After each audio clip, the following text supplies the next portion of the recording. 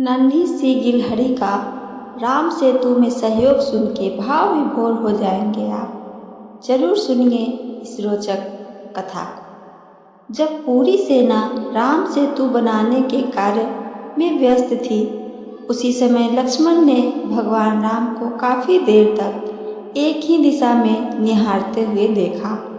पूछा, भैया आप क्या देख रहे इतनी देर से?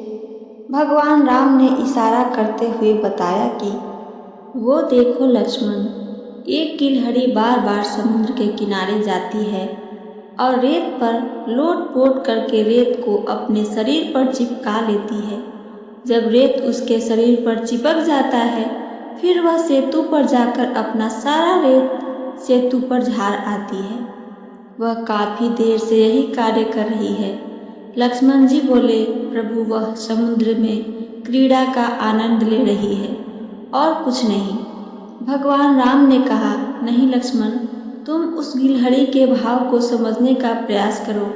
चलो आओ उस गिलहरी से ही पूछ लेते हैं कि वह क्या कर रही है। दोनों भाई उस गिलहरी के निकट गए। भगवान राम ने गिलहरी से पूछा कि तुम क्या कर रही हो? गिलहरी ने जवाब दिया कि कुछ भी नहीं प्रभु, बस इस पुण्य कार्य में थोड़ा बहुत योगदान दे रही हूँ। भगवान राम को उत्तर देकर गिलहरी फिर से अपने कार्य के लिए जाने लगी। तो लक्ष्मण जी उसे टोकते हुए बोले कि तुम्हारे रेत के कुछ कण डालने से क्या होगा? गिलहरी बोली कि आप सत्य कह रहे हैं। मैं सृष्टि की इतनी लघु प्राणी होने के कारण इस महान कार्य हेतु कर भी क्या सकती हूँ? मेरे कार्य का मूल्यांकन भी क्या होगा? प्रभु, यह कार्य किसी आकांक्षा से नहीं कर रही मैं। यह कार्य तो राष्ट्र कार्य है, धर्म की अधर्म पर जीत का कार्य है। धर्म कार्य किसी एक व्यक्ति अथवा वर्ग का नहीं, अपितु योग्यता अनुसार संपूर्ण समाज का होता है। जितना कार्य वह कर सके निस्वार्थ भाव से समाज को धर्म हित का कार्य करना चाहिए। मेरा यह कार्य आत्मसंतुष्टि के लिए है। हाँ, मुझे इस बात का खेद अवश्य है कि मैं सामर्थ्यवान एवं शक्तिशाली प्राणियों के भांति सहयोग नहीं कर पा रही हूँ। भगवान राम गिलहरी की बात सुनकर भाव विभोर हो उठे। भगवान राम ने उस छोटी सी गिलहरी को अपने हथेली पर बैठा लिया और उसके शरीर पर प्यार से हाथ फेरने लगे। भगवान राम का स्पर्श पाते ही गिलहरी का जीवन धन्य हो गया। हमारी मातृभूमि की सेवा का कार्य भी पुनीत राष्ट्रीय कार्य है। इस कार्य में हमारे समाज के प्रत्येक नागरिक का योगदान अवश्य होना चाहिए। इस कथा से हमें क्या सीख मिलती है और क्या निष्कर्ष है, आइए आगे सुनते हैं। पहला, हर छोटा योगदान महत्वपूर्ण होता है।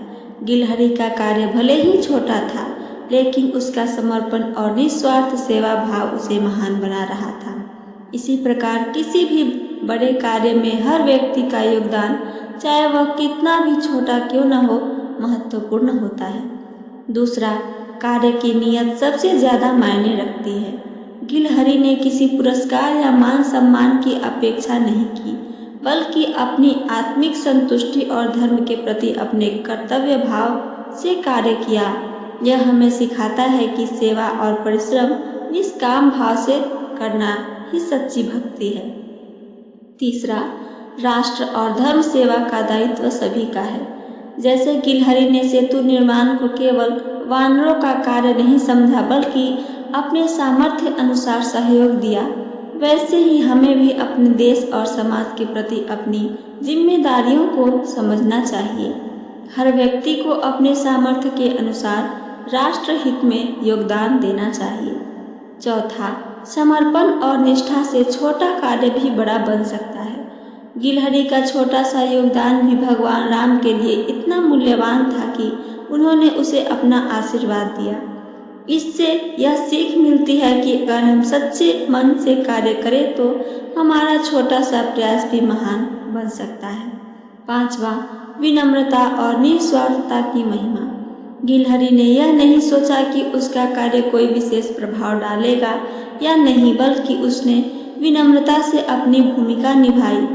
यही भाव हमें सिखाता है कि हमें अपने कार्य को निस्वार्थ रूप से करना चाहिए, न कि दिखावे या प्रशंसा के लिए।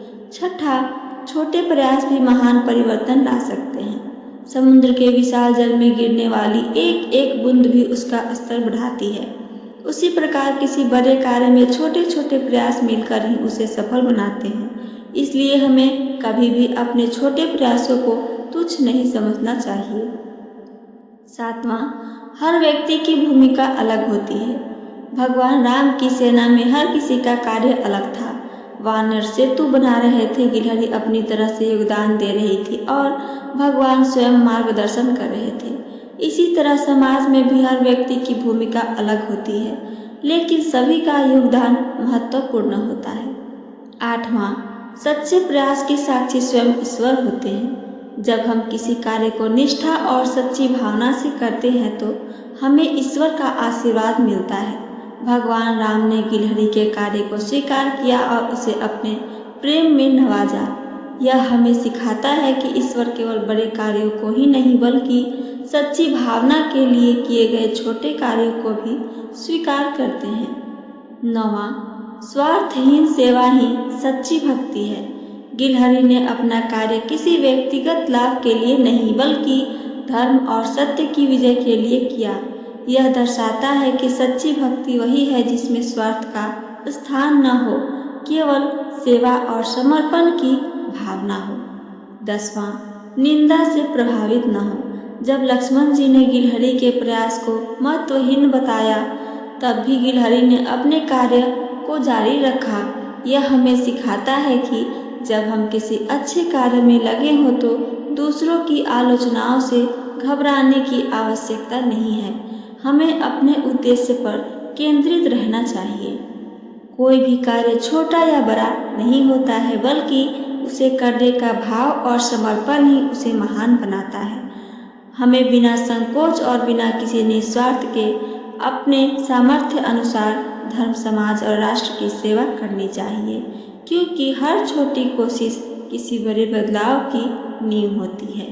तो ये थी मेरी आज की कथा और इससे जुड़ी जानकारी। मेरी कथा और जानकारी आप सबको पसंद आती है तो चैनल को सब्सक्राइब करके बेल आइकन को दबाना ना भूलें, ताकि मेरी हर कहानी का नोटिफिकेशन सबसे पहले आप तक पहुँचे। अपना कमेंट करके हमें ज़रूर बताइए, मुझे अच्छा लगता है। सुनने के लिए धन्यवाद दोस्तों। जय श्री राम।